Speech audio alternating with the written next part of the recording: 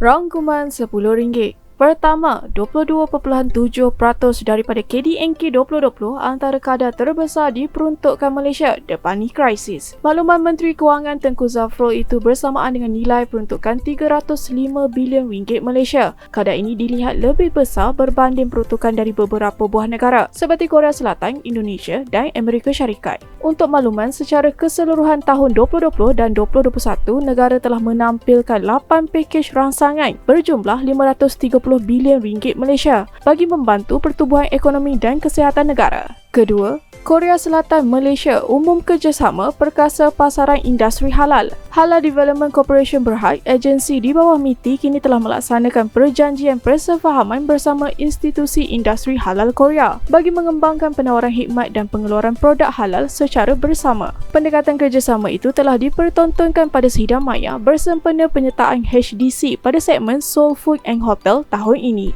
Menerusi kolaborasi ini, ia tidak hanya merancangkan penyertaan pengeluaran CJ halal, perkongsian pakar, pembangunan pekerjaan, bahkan memenuhi permintaan pengguna Islam di negara bukan majoriti Islam seperti Jepun, Korea Selatan dan China. Ketiga, IPO syarikat di Asia Tenggara cecah RM20.7 bilion Malaysia bagi separuh pertama 2021. Data pasaran modal equity Bloomberg kini menunjukkan syarikat-syarikat di Asia Tenggara telah mengumpulkan nilai sekitar RM20.7 bilion Malaysia. Angka ini dilihat mengalami lonjakan 50% berbanding data tempoh yang sama pada tahun 2019. Antara tiga sektor menjadi pilihan adalah kewangan, makanan dan perkhidmatan minyak dan gas. Setakat ini, bagi separuh pertama 2021, Thailand telah mendahului dengan jumlah IPO terkumpul pada nilai RM11.8 bilion Malaysia. Ini menyumbang kepada 57% daripada jumlah penawaran Asia Tenggara. Diikuti Filipina RM5.5 bilion Malaysia dan Indonesia RM2.1 bilion Malaysia. Keempat, negara salur RM15 juta Malaysia. Bangunkan program pemantauan tahap antibodi penerima vaksin COVID-19. Di bawah Institut Penyelidikan Perubatan Kementerian Kesihatan, negara telah merancang dan membangunkan program antibodi immunosurveillance bagi melihat tahap antibodi penerima vaksin COVID-19. Ia penting di mana dapat menentukan tahap tindak balas sel T dan antibodi ILIO terhadap SARS-CoV-2 pada tempoh berlainan selama 3 bulan. Pada masa yang sama, Khairy Jamaluddin, Menteri Penyelaras, turut memaklumkan kerajaan akan membangunkan polisi ujian antibodi kelab. Ini kerana berdasarkan penyelidikan yang sedang dijalankan, masih belum ada garis panduan berhubung ujian terbabit.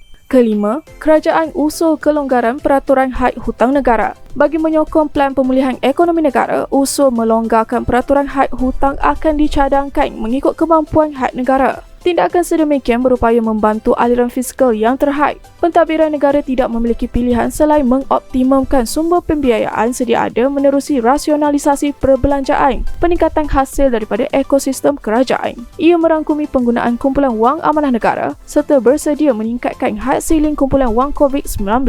Keenam, PKS Micro tanggung rugi RM40.7 bilion Malaysia, terus berdepan risiko aliran tunai. Pemantauan Kementerian Pembangunan Usahawan dan Koperasi melihat sekitar 1.15 juta PKS usahawan mikro yang berdaftar telah mengalami penurunan pendapatan. Secara purata, setiap syarikat PKS Mikro ini menanggung penurunan pendapatan pada paras RM35,000 Malaysia bagi tahun lalu. Jika situasi ini berterusan, ia akan memberi impak pada nilai ekspor dan KDNK negara. Maka usul pembukaan perniagaan perlu disegerakan untuk membantu pertumbuhan dan aliran negara. Namun, ia perlu disesuaikan dengan penetapan SOP yang lebih ketat kepada pemain industri. Ketujuh, DG Hisham saran teliti akta pencen semula, bantu petugas perubatan kontrak. Penelitian pindaan akta pencen harus disemak semula oleh pasukan petugas khas yang dikelola oleh Persatuan Perubatan dan Kementerian Kesihatan Malaysia. Tindakan sedemikian berupaya membolehkan pengambilan kejawatan tetap dapat dilakukan menerusi pilihan caruman KWSP dalam tempoh 2 tahun untuk semua lanjutan kontrak yang diberi kepada 23,000 doktor.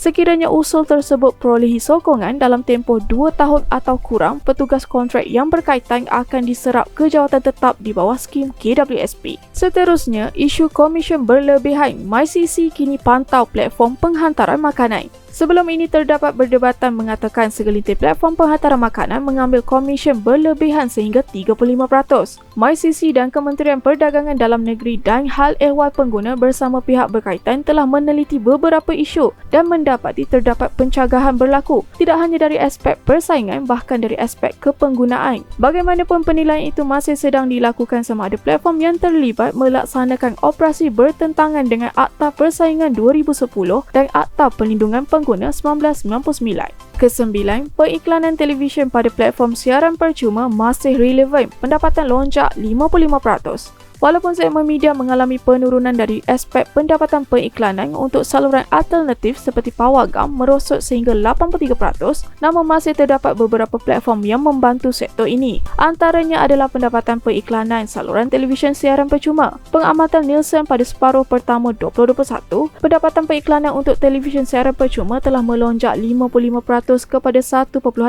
bilion ringgit Malaysia. Melihat situasi ini, platform televisyen tradisional masih lagi kekal relevan untuk pasaran periklanan kepada paparan pelanggan. Sementara pendapatan periklanan menyeluruh pula di separuh pertama 2021 adalah diparas 2.8 bilion ringgit Malaysia. Ia meningkat 20%. Akhir sekali, bajet 2022 akan dibentangkan Oktober kelak. Perdana Menteri Tan Sri Muhyiddin Yassin memaklumkan bajet 2022 akan dibentangkan pada 29 Oktober kelak. Terdapat beberapa tumpuan khusus akan dilaksanakan pada pembentangan tersebut. Antaranya adalah agenda pemulihan ekonomi, membina daya ketahanan negara dan pemangkin pembaharuan negara. Bagi perincian lanjut berhubung prabajet, ia akan dimaklumkan pada Ogos kelak. Selain pembentangan itu, pembentangan rancangan Malaysia ke-12 turut dijangka akan dilakukan pada 20 September 2021 kelak. Teruskan ikuti rangkuman RM10.